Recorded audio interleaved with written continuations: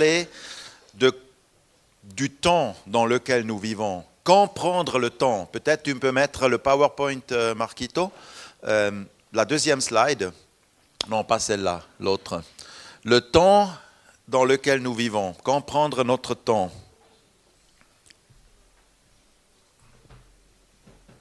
Permettez-moi, je vais m'installer un tout petit peu là.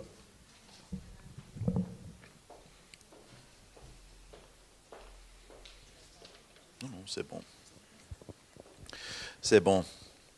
Alors, oui, je ne sais pas comment c'est pour vous quand vous regardez un peu dans le monde. Comment ça se passe aujourd'hui? Autour de nous, mais aussi un peu plus loin, il y a de quoi s'inquiéter, non? Il y a de quoi des fois se dire, mais on va où là? Ce monde ne tourne pas en rond. L'an 2026 a commencé par un drame à Crans-Montana. On a déjà oublié. Non, on n'a pas oublié, mais voilà. Puis, il y a la guerre au Proche-Orient qui a ébranlé la terre entière.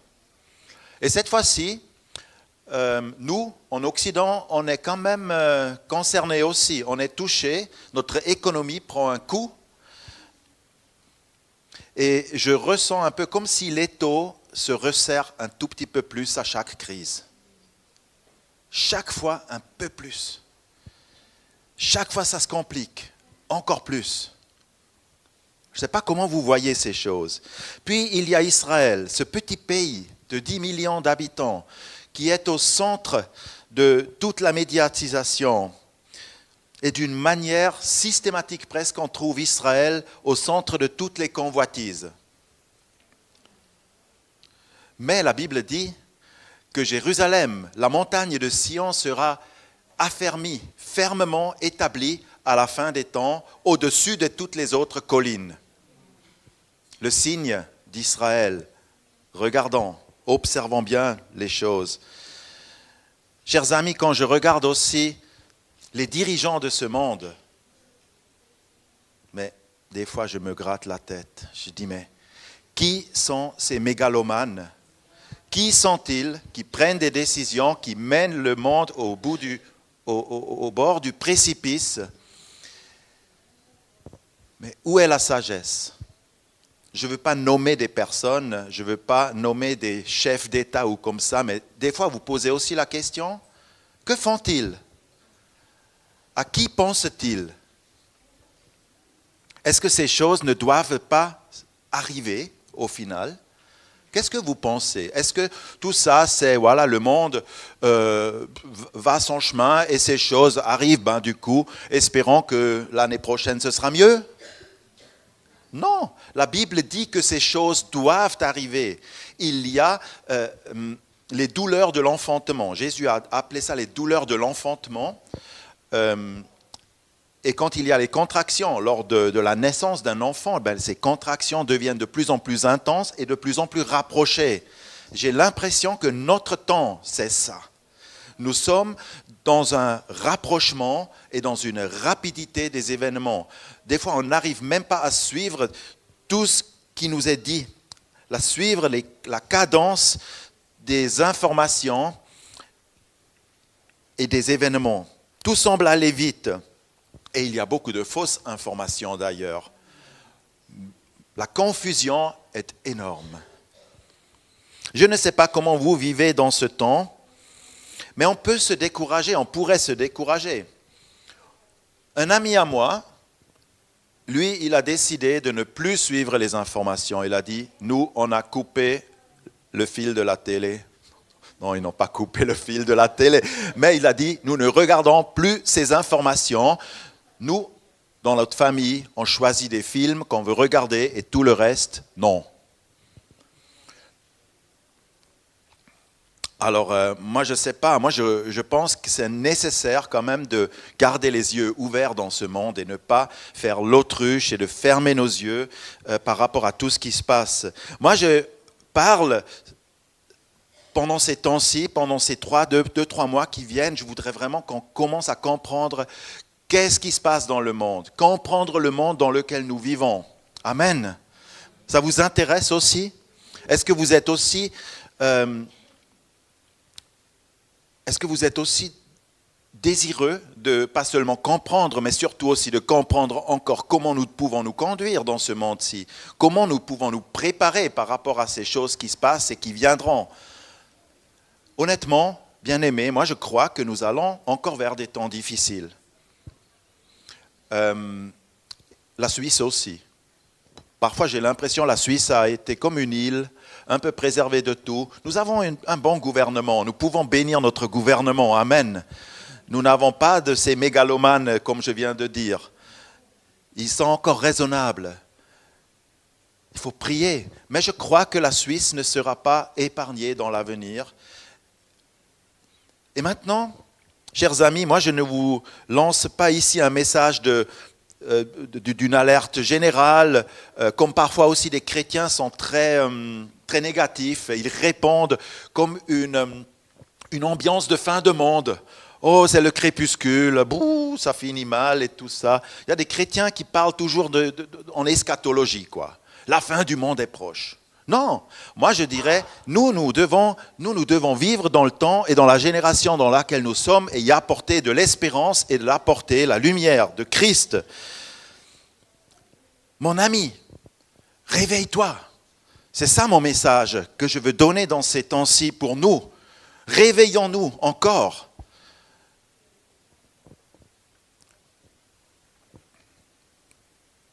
Faisons attention de ne pas être juste des chrétiens de nom. Vous savez, ces chrétiens qui disent « moi aussi je suis chrétien », mais tu ne vois aucun fruit vraiment dans la vie de ces personnes. Où est leur amour? Où est leur dévouement? J'aimerais ce matin, oui, te dire « réveille-toi, lève-toi, engage-toi, choisis, n'adopte pas l'esprit de ce monde. » Reçois l'Esprit du Seigneur. Ce matin, je prendrai l'exemple du prophète Daniel. Oui, je prendrai la parole de Dieu. Je ne vais pas vous lancer juste des exhortations, faites ceci ou ne faites pas ça. Il faut qu'on soit vraiment dans la parole, il faut qu'on soit fermement établi aussi dans ce que Dieu dit. Vous savez, la Bible, c'est un livre incroyable. C'est un guide. La Bible est un livre poétique. Mais la Bible aussi est un livre historique. Ce ne sont pas des anecdotes qui se trouvent dans la Bible, sinon on peut l'oublier. Ce ne sont pas juste des petites histoires. Non, c'est un livre historique, ces choses sont vraies et ce sont des choses qui se sont réellement passées. La Bible n'est pas seulement un livre historique, la Bible est un livre prophétique. Prophétique parce que ce qui est écrit pour nous aujourd'hui et pour toutes les générations. Et ce livre est prophétique parce qu'il parle aussi du futur. Il parle de ce qui se passe là, dans le monde. Moi, je veux comprendre ces choses. Je ne suis pas celui qui va dire « je coupe les informations ». Et la Bible est aussi un livre politique. Ça ne plaît pas forcément à nos gouvernements. Qu'on dit que la Bible est aussi politique. Mais la Bible a un message. La Bible a un roi. Et on parle d'un règne, on parle d'un royaume. Chers amis, on va aller dans le livre de Daniel au chapitre 9 et nous allons voir un homme qui cherche justement à comprendre les signes du temps, de son temps. Et il cherche à les interpréter. Mais surtout, nous allons trouver un homme qui prie, qui supplie Dieu, un homme qui intercède. Nous avons chanté tout à l'heure, « Père, je viens devant toi humblement ». Daniel était un serviteur de Dieu de cette catégorie. Il est venu humblement à Dieu. Nous allons voir ça. Et vous savez, des gens comme Daniel, ils feront toujours la différence. Et vous aussi, vous êtes appelés à faire la différence dans l'histoire. Je vais y venir. Mais regardez, dans le chapitre Daniel 9, il est écrit que 70 ans se sont écoulés depuis la première déportation des Juifs. Enfin, voilà une représentation, une image, un dessin de comment Jérusalem a été occupée par les Babyloniens, par Nebuchadnezzar, et la ville a été à plusieurs reprises, il y a eu des déportations. Et la première, Daniel l'a vécu lui-même, il a été déporté en tant que jeune garçon, en tant qu'adolescent. Du coup, dans le chapitre 9, Daniel est un homme déjà âgé, d'un certain âge. Il a passé toutes ces années en exil, mais il n'a pas oublié d'où il vient. Il n'a pas oublié Jérusalem. Il n'a pas oublié la parole. Il se rappelle ici quand il était adolescent, il se rappelle, il y avait dans notre ville un prophète. Je pense qu'il a connu le prophète Jérémie. Connaissez le prophète Jérémie?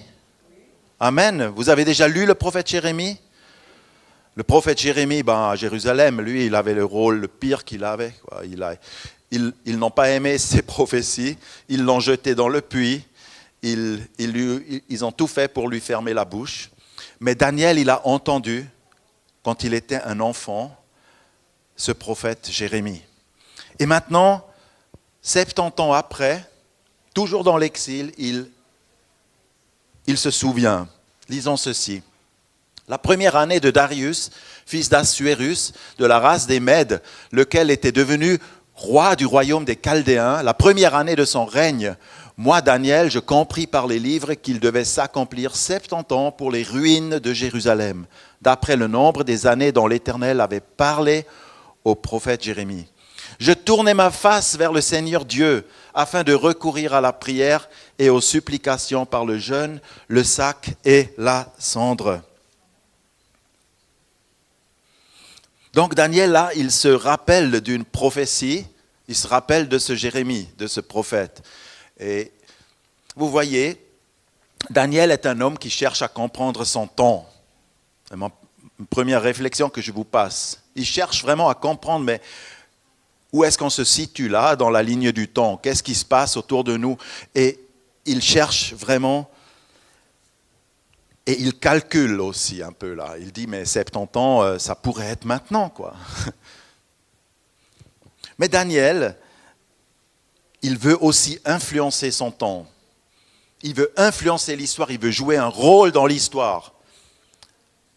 Parfois, je crains que nous, les chrétiens, aujourd'hui, nous essayons peut-être de comprendre spirituellement un peu où nous en sommes, mais voulons-nous encore dire un mot dans ce monde? Est-ce que nous avons encore une voix? Est-ce que nous avons envie que l'histoire prenne une autre tournure? Daniel, il avait ça. Alors, voilà, il cherche à comprendre, mais il veut aussi influencer son époque. Je vous donne juste un tout petit peu la chronologie. Je ne sais pas, certains peut-être entre vous, ils aiment l'histoire, ils aiment la chronologie. Et la Bible nous donne des indications, mais je ne vais pas faire ça trop longtemps. Donc, il y a 605 avant Jésus-Christ, la première déportation, et Daniel et ses compagnons et les élites de Jérusalem ont été enlevés. Vous pouvez tout lire dans la parole. Quelques années plus tard, 8 ans après exactement, 597 avant Jésus-Christ, il y a eu la deuxième déportation. Vous pouvez lire dans 2 Rois, chapitre 14, 24, 14, et 10 000 personnes, cette fois-ci, ont été déportées. Et puis, comme Dieu parle toujours à travers des événements, n'est-ce pas? Il parle à travers des crises. Nous aussi, nous traversons dans le monde des crises. Et l'humanité pourrait se retourner à Dieu, n'est-ce pas? On pourrait s'humilier, on pourrait demander pardon, on pourrait... Genève aussi, quelqu'un a prié pour Genève, la Genève de la Réformation, on pourrait se repentir. Mais il n'y a pas eu de repentance à Jérusalem. Ils ont continué avec les idoles, ils ont continué à faire le mal avec l'injustice et toutes ces choses mauvaises, avec les prostitutions. Ils ont continué, ils ont provoqué le Seigneur, la colère de Dieu. Ils n'ont pas écouté. Alors, 586 avant Jésus-Christ, c'était la troisième et la dernière déportation. Jérusalem est brûlée, le temple est détruit, la ville, elle est rasée. Vous avez aussi ici les dates de la vie du prophète Jérémie. Et, comme nous avons lu tout à l'heure, Daniel, il a reçu à cœur de prier, d'intercéder à la première année de Darius le Mède. Moi, j'aime bien voir ces indications de temps parce que ça montre justement que la Bible est un livre historique. Ce sont des choses qu'on peut vérifier après dans l'histoire. Alors, qu'est-ce qu'il dit, Daniel, dans cette prière? Je veux aller maintenant dans la prière de Daniel. Alors, il dit, « Ah Seigneur, Dieu grand et redoutable, toi qui gardes ton alliance et ta bienveillance envers ceux qui t'aiment et qui observent tes commandements, nous avons péché, nous avons commis des fautes. Nous n'avons pas écouté tes serviteurs, les prophètes, qui ont parlé en ton nom à nos rois, à nos princes, à nos pères et à tout le peuple du pays. Ainsi tout ce malheur est venu sur nous et nous n'avons pas imploré l'Éternel. » C'est juste quelques versets, mais la prière, lisez-la en entier. C'est vraiment une confession. C'est un homme qui s'humilie devant Dieu et qui prie. Il est concerné par la souffrance et par la désolation qui règne. Est-ce que vous vous sentez concerné par, oui, ces malheurs qui frappent le monde? Ou est-ce que nous sommes tranquilles chez nous à la maison et puis disons, bon, c'est encore loin, ça ne me concerne pas personnellement. Daniel était un genre d'homme qui a pris les choses à cœur. Et voilà cette prière. Et voilà, il confesse devant Dieu. Mais j'ai dit tout à l'heure, il n'est pas quelqu'un qui se plaint seulement. Il ne reste pas dans le descriptif du mal et du négatif. Non. Qu'est-ce qu'il fait? La prière au verset 17, il y a une deuxième partie et là c'est une requête visionnaire. Maintenant donc, ô notre Dieu, écoute la prière et les supplications de ton serviteur et pour l'amour du Seigneur, fais briller ta face sur ton sanctuaire dévasté. Je pense qu'il a pleuré. Il a pleuré sur Jérusalem. Il a pleuré sur sa ville. Il était effacé. Mon Dieu, prête l'oreille. Mon Dieu, prête l'oreille, écoute. Ouvre les yeux et regarde nos ruines et la ville sur laquelle ton nom est invoqué. Car ce n'est pas à cause de nos œuvres de justice que nous te présentons nos supplications. C'est à cause de tes grandes compassions. Seigneur, écoute. Seigneur, pardonne. Seigneur, sois attentif. Agis et ne tarde pas. Waouh, j'aime cette prière. Et vous aussi? Elle vous parle, cette prière? Ça peut être pour nous, n'est-ce pas? Est-ce que nous pouvons prier comme ça? Oui, Daniel ne reste pas à plaindre les temps qui sont mauvais. Non, Daniel ne s'arrête pas sur les ruines et sur la désolation. Il va plus loin. Il demande le changement. Et c'est ça qui est intéressant. Il croit que pour sa génération, il y a encore une bénédiction. Il croit que pour sa bénédiction, il y a encore quelque chose qui va vraiment changer. Il demande ce changement. Est-ce que nous avons Moi, ça m'inspire. Je dis, mais moi aussi, je veux être quelqu'un qui influence ma génération. Alléluia. Nous voulons voir ici à Genève les choses qui changent. Je ne peux pas aller ailleurs. Je suis ici. Mais ici, dans mon entourage, je peux et je veux et je prie.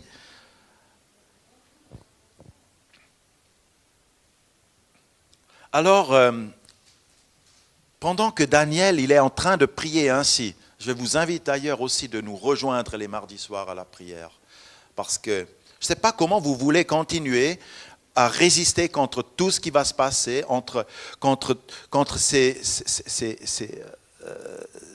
ces temps vers lesquels nous allons. Si vous n'avez pas 1 heure de temps pour prier dans la semaine, je ne sais pas comment vous résisterez, comment vous tiendrez, comment vous allez faire dans la suite. Si vous ne l'apprenez pas maintenant, vraiment consacrez-vous, mes amis. Ne trouvez pas des excuses. Ouais, mais je suis fatigué. Moi aussi, je suis fatigué. Mais j'y vais à la prière. Et chaque fois, je me relève. C'est ça qui est merveilleux. Nous sommes relevés. Alléluia. Nous sommes fortifiés.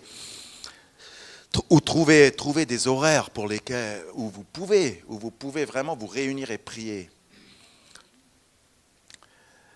Voilà. Alors que Daniel, alors qu'il est en train de faire cette prière, de supplier le Seigneur, qu'est-ce qui se passe? Je continue juste dans le texte.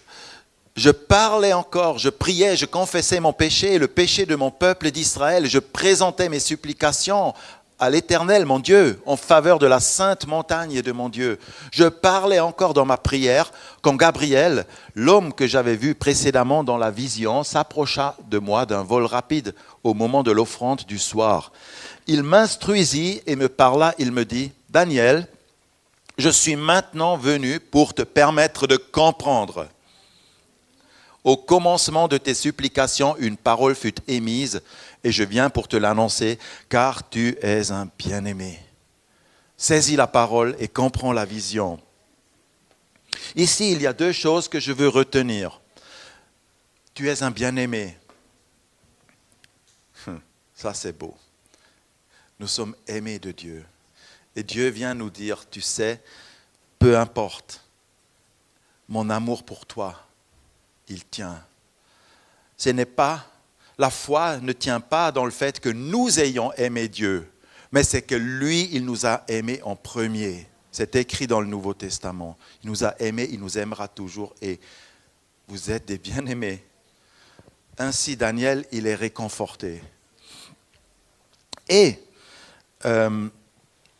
puis, il y a cet ange qui vient lui dire, c'est la deuxième chose là qui est marquée, je suis venu maintenant pour te permettre de comprendre. Daniel, il pensait avoir compris la situation. Mais oui, les 70 années sont accomplies. C'est maintenant le moment. Comme nous aussi, Daniel, il tâtonnait. Il cherchait à comprendre son temps. Et un ange viendra finalement lui apporter des explications. Alléluia. Et il lui dit, je dois te donner des explications. Ton calcul, Daniel, n'est pas exact. Hein? Moi, je n'ai pas encore vraiment vu un ange venir à moi et me donner des explications sur l'écriture. Vous en avez peut-être vu? Je ne sais pas. Il n'y a pas souvent un ange qui vient comme ça nous donner des explications. Mais nous avons quelqu'un qui nous aide à interpréter, à comprendre la parole et aussi à lire dans les signes du temps qui nous entourent. Nous avons le Saint-Esprit. Il a en quelque sorte remplacé peut-être un peu les anges. Parce que Jésus dit, mais le Consolateur, le Saint-Esprit que le Père enverra en mon nom, c'est lui qui vous enseignera toutes choses et vous rappellera tout ce que moi je vous ai dit. Le Saint-Esprit est l'enseignant en toi. C'est lui qui te montre par rapport à ce qui se passe. Et qu'est-ce que l'ange finalement va lui dire? Quelles sont les explications qu'il va lui donner par rapport à ces 70 semaines? Parce que Daniel était convaincu. C'est maintenant. Regardons. L'ange lui donne une explication. 70 semaines ont été fixées sur ton peuple. Maintenant c'est 70 semaines. Avant, c'était 70 années. Vous lisez la parole, il faut des fois nuancer, des fois on trouve tout d'un coup, maintenant c'est 70 semaines fixées sur ton peuple et sur la ville sainte pour faire cesser les crimes et mettre fin au péché, pour expier la faute et amener la justice éternelle, pour accomplir la vision et la prophétie et pour oindre le Saint des Saints. Prends donc connaissance et comprends. Depuis la promulgation de la parole, disant de rétablir et reconstruire Jérusalem, jusqu'au prince Messie, il y a 7 semaines. Et dans 62 semaines, les places et les fossés seront rétablis et reconstruits, mais en des temps d'angoisse. Après les 62 semaines, un Messie sera retranché et il n'y aura personne pour lui. Vous avez compris? Moi non plus. Je vous parle de quelque chose que je n'arrive pas entièrement à comprendre. Mais ce n'est pas grave.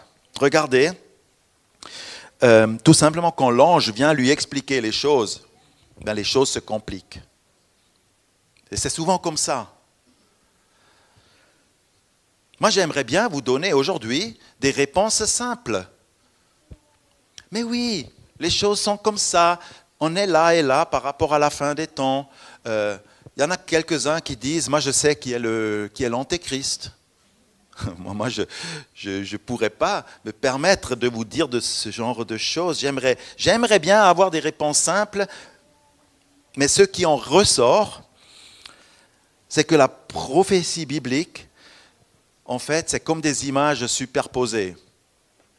Vous comprenez ? C'est pas si facile que ça. J'ai une photo ici de quelqu'un qui habite ici dans notre foyer. C'est sa photo de profil, c'est son image de profil WhatsApp. Il m'a donné l'autorisation de parler, de la prendre. Vous voyez, ça c'est Quentin en une photo. Vous le voyez là, mais on le voit plusieurs fois. En train de dormir, en train de rêver, en train de faire du ménage et tout. Comment cette photo a été réalisée ? Ce sont 3 photos qui ont été superposées l'une sur l'autre. OK ? Et avec la prophétie biblique, quand l'ange est venu à Daniel, il lui a donné une parole qui est assez compliquée. Et ce sont des images superposées par rapport à des temps et par rapport à des événements qui ont lieu. Certaines choses dans un avenir proche, d'autres dans un avenir plus lointain, et certaines choses sont déjà pour maintenant. Je vais terminer. Je vais pas faire plus long.